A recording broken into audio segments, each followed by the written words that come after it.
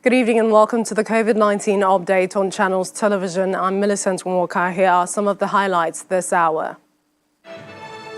Kano State, once the epicenter of the coronavirus in northern Nigeria, commissions new isolation center to admit 300 patients.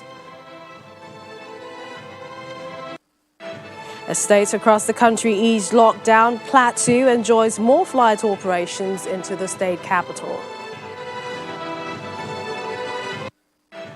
And COVID-19 survivors from 37 countries around the world call for a people's vaccine and treatments available to everyone, free from patents.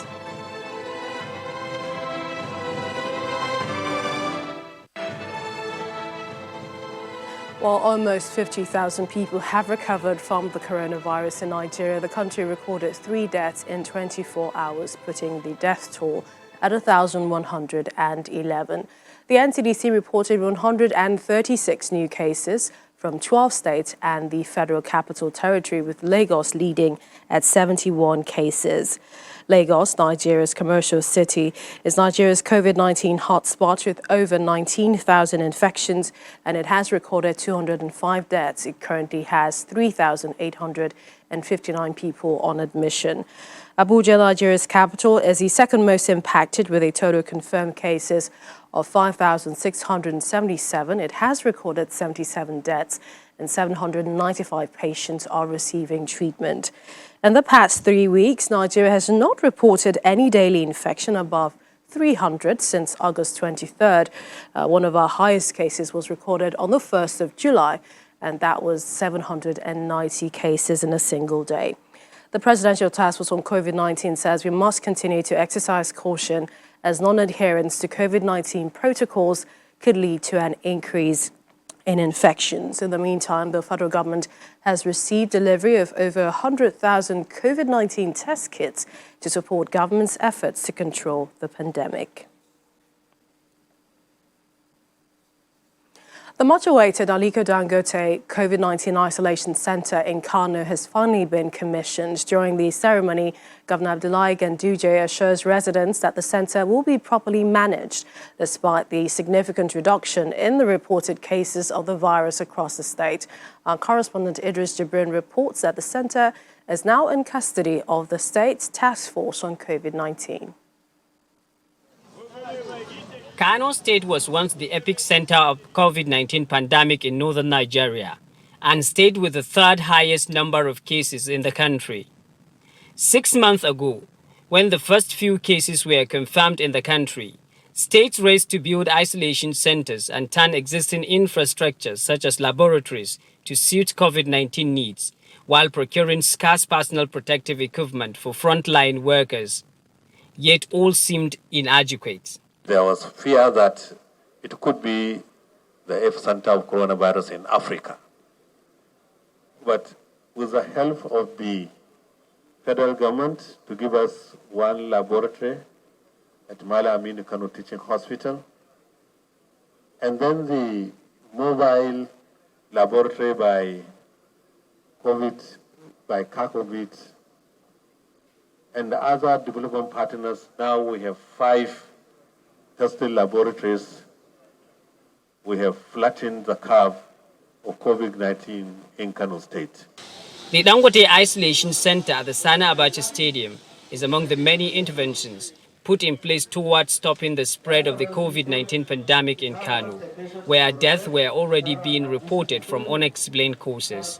We have 2 mega wards, one dedicated for males and one dedicated for females, to ensure that whoever is admitted will be properly admitted and well managed in this facility. The isolation center is part of the private sector-led response against COVID-19, providing facilities to help state governments deal with a new virus. Each tent has a store and laundry with washing machine, one fully equipped laboratory, one X-ray scanning machine, ultrasound, and other biomedical equipment and consumable worth over 500 million. These interventions might have helped Kano lessen the number of infections, as it has since slipped to number 11 on the list of the states with the most positive cases. Not a cause for celebration yet, according to the state government, which believes that now is the time to be cautious and not get carried away by the lower number of daily cases. Idris Jubrin, Channels Television News.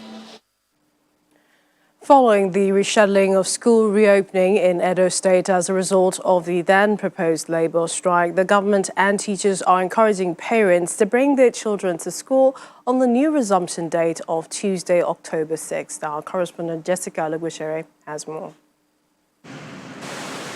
Nestled in the streets in the GRA of Benin City, the Edo State capital, is Family Support Program FSP Primary School, one of the public schools in the state preparing to welcome pupils after the 6-month COVID-19 necessitated break. From classroom to the fields, arrangements for resumption are ongoing. Basket for waste bin, bucket that has a running tap, then the washing hand soap were all provided for us, which they are also in strategic positions in the school. Emoton Primary School is another public school also in Benin City outside the GRA. The teachers are on the ground here as well. My message to the parents is to tell their wards to come to school on the 6th of October. And when they are coming, all should come with their face masks. And they should wash their hands at the entry point before entering the compound. While the schools work towards reuniting with their pupils, the parents also share their plans and concerns. I will give them face masks, hand sanitizer, and I also make sure I go to the school to know if there will be social distance in the school. As long as the school take the necessary precautions, hand sanitizer, face masks, and also to not rolling out the place of God also too in protecting our kids in school. So I'm not scared. I think it will be safe for them to go back to school. It's a good idea, but they should check the private schools. That is my concern, if they will be complying. The government had previously assured parents that it had engaged private schools proprietors in its plans to keep staff and pupils safe with a monitoring system in place. But apart from the COVID-19 protocols, the state government, with support from the federal government, also has plans focused on teaching and learning. The storage areas here hold some free textbooks and instructional materials, which the chairperson of the Edo State Universal Basic Education Board, Joan Oviawe, has come to inspect before they are distributed. For this term, we're going to be distributing over 600,000 books and instructional materials, and as well as mobile science kits and mathematics sets for the junior schools. So the books here range from ECCD, which is kindergarten, all the way to GSS 3. And it covers the full spectrum of our subjects in each, across all the grade levels. She also explains that the materials, just like the COVID-19 prevention measures, would reach all the schools in the rural and urban areas. Jessica Olubuse, Channels Television News. Before now, Plateau State used to have only one flight which operates into Jos, the state capital. That was before the nationwide lockdown. But with the ease, the reopening of different sectors, more airlines have approval to fly into the city. According to the governor, Simon Lalong, this will improve the economic status of the state and also boost tourism industry. Plateau is the home of peace and tourism. And when you have a home of peace and tourism, you expect a lot of people to come here for holidays. As they come in, they bring in a lot of investment. You can't do investment where there is no ease of movement. And part of this ease of movement is also to support one of our policy trusts, which is economic rebirth. You understand that we recently agreed and we established the one-stop shop. What is the one-stop shop for? Is to ease business. And you can't talk about easing business when there is no free movement. Now this is to enable people, a lot of investors who are always in Abuja, Lagos, having the opportunity to come to Plateau State, to find it very, very easy and comfortable when they want to come and do business and go back.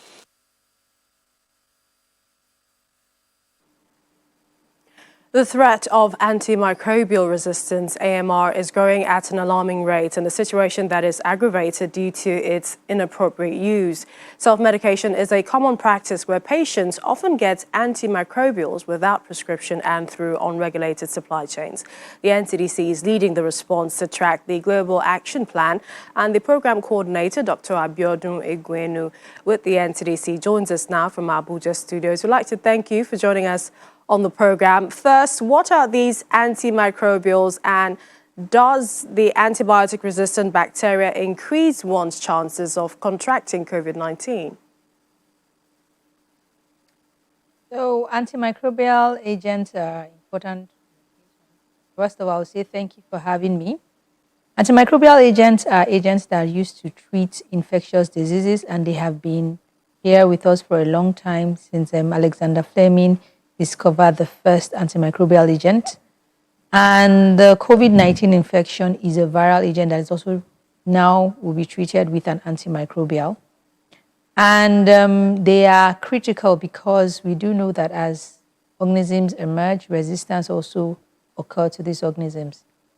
And during the COVID-19 pandemic, COVID-19 in itself, antibiotics that are used to treat bacterial infections are different from antivirals because the SARS-CoV-2 virus is a viral infection. The drugs that are used to treat bacteria do not have effect directly on COVID-19, but we do know that a lot of the people that come with COVID-19, they might come with other forms of infections, including bacterial infections. So there is a preponderance of a chance that we might be using more antibiotics at this time. We also do know that at the beginning of the pandemic, there were some cocktails of treatment that were prescribed to COVID-19 patients, which included using hydroxychloroquine and azithromycin. Azithromycin is also an antibiotic. And because of this, for those that have been prescribed this medication, it means that they are exposed to antibacterial agents. And this could also contribute to the rising antibiotic resistance threat that we have been noticing and the world has been responding to, at least as a joint body, since 2015. So we understand the federal government is contributing to the response and has inaugurated a committee to look into this.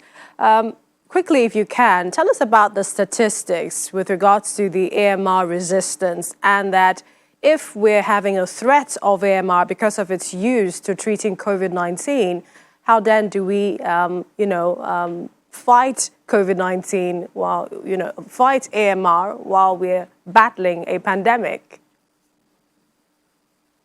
So in 2016, 193 countries, including Nigeria, signed that we will start responding to AMR nationally, and we developed the National Action Plan.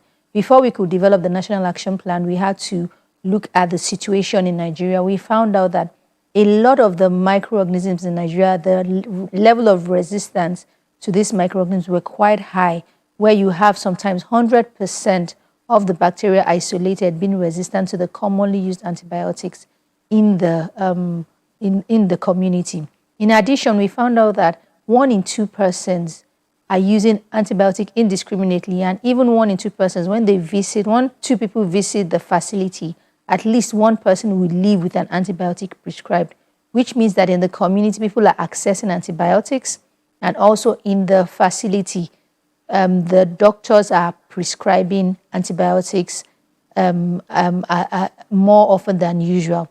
And this can be linked to 2 major factors. One, which includes over-the-counter access to antibiotics. So we do know that people can access antibiotics even without a doctor's prescription. And in the facility, there's also the gaps of diagnostics. So the cost of accessing care or being diagnosed for AMR is also an issue. And the fact that we don't even have adequate diagnostic capacity and even the infrastructure. So these gaps do exist currently in our fight with AMR, which is why the Nigeria Center for Disease Control is now coordinating with other partners, not just in the human sector, but also in the agriculture sector, because AMR also emerges from animals to humans. It's just the same way as the COVID-19 virus jumped from animal species to humans. All right, we'll continue to follow those developments. We appreciate your time. Thank you so much, Dr. Abiodun Egwenu with the NCDC. Thank you for joining us on the program. Thank you for having me. We have more on the COVID-19 updates when we return. Please stay with us.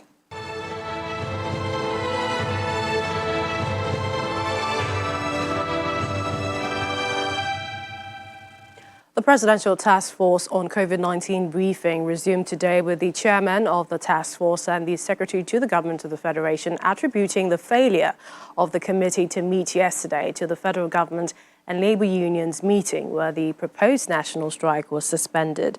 He further spoke on the partnership between the federal government and the World Health Organization, which will allow for the procurement of more test kits and then more testing.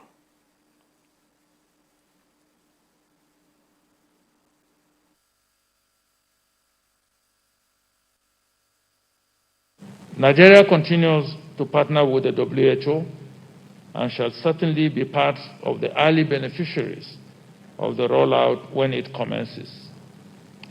Nigeria is also contributing to the global effort in the diagnosis of COVID-19 through our research institutes, led by the Nigeria Institute for Medical Research, the PTF. We'll be updating you as we make progress in this particular discovery. We note with sadness that the global community just crossed an unenviable milestone when COVID-19 related fatalities surpassed the 1 million mark. It has taken only 8 months for over 33 million persons to be infected and 1 million fatalities to be recorded in almost all countries and territories of the world. Around 90% of the world's school children were confined to their homes in April with the rapid rise of coronavirus infections in the following months. State governments in Nigeria adopted measures to curb the spread, including closing of spaces of worship, markets and educational institutions. In Adamawa State, the Malala Fund, in collaboration with Connected Development Code, is drumming support for increased girl-child enrollment in secondary schools and their completion post-COVID-19. With COVID-19, we've seen child molestation, we've seen gender-based violence, we've also seen an increase in child bride. So what this means is child marriage. And I believe that right now we have a unique opportunity as stakeholders, as government, as civil society, as development partners, as religious and traditional leaders to end child marriage, to get the state to adopt the Child Rights Act, because education is a basic human right and our girls must be educated. If Nigeria would make progress, the future of Nigeria are these girls and boys. And if we don't equip them with the right tools, which is education, then what future would we hand over to them when they become mature?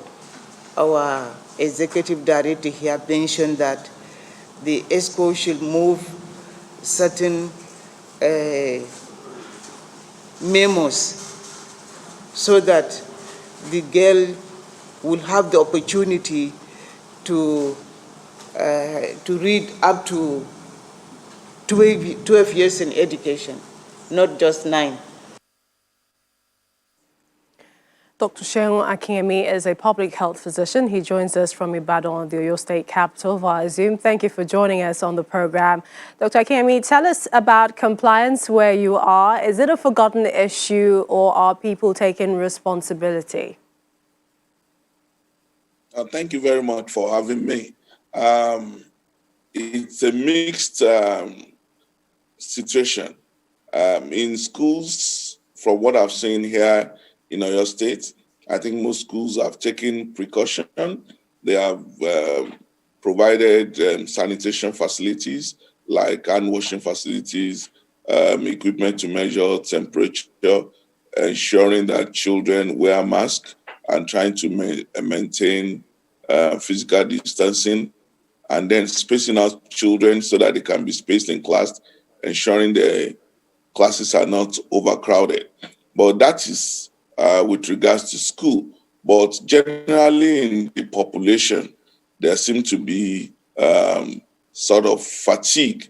And we see a situation whereby people have thrown caution to the wind, and in public, masks are rarely used. But I want to say that I think the schools are trying their best, both public and private, to ensure that the COVID-19 guidelines are adhered to. But there's still a lot for us to do, both for government, parents, and teachers. We still have many public schools without basic sanitation facilities like provision of water and all that. So I believe that government still have a lot to do in ensuring that there is provision of adequate water in all the schools. So, but with regards to the students themselves, I think I've seen a lot of compliance amongst them. I think the children, we kind of sometimes underrate them, but I think they understand what is going on. And we see children using a mask voluntarily and religiously. So I think this is a welcome development, but we still need to educate children more. You know, one thing about children is that their attention span is very short, so we must keep repeating and reiterating the need for them to wear masks, to maintain physical distancing, and to ensure they practice proper hygiene, so that we can we can ensure that with the opening of schools, there is no escalation in infection. I wanted to quickly get your thoughts, if you can, in about a sentence. The total number of cases we're seeing from the southwest, almost 50% of Nigeria's total cases. In terms of the response of states like Oyo, Ogun, and neighboring states, how would you say they're doing in terms of the virus trends so far?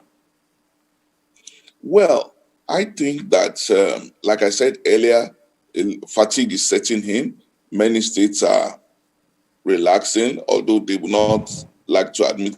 Things we see on the street shows that people are kind of fatigued. Even the government is fatigued. But I want to say that it's difficult to say whether these figures are true figures or it's because these states in the southwest, especially Lagos, are doing a lot of testing. In many other states, testing is near zero. So, and I've often told people that the more we test, the more the cases we are likely to discover, and the more we are able to plan and to curtail the disease. But many places where they are not doing testing, they could be living in denial, thinking the cases are down, whereas it's a farce. All right. We appreciate your time. Thank you so much, Dr. Xiang Akimi, a public health physician. Thank you for joining us from Ibadan. Thank you very much. Survivors of COVID-19 from 37 countries are among almost 1,000 people who have signed an open letter to pharmaceutical industry leaders calling for a people's vaccine and treatments that are available to all free from patents.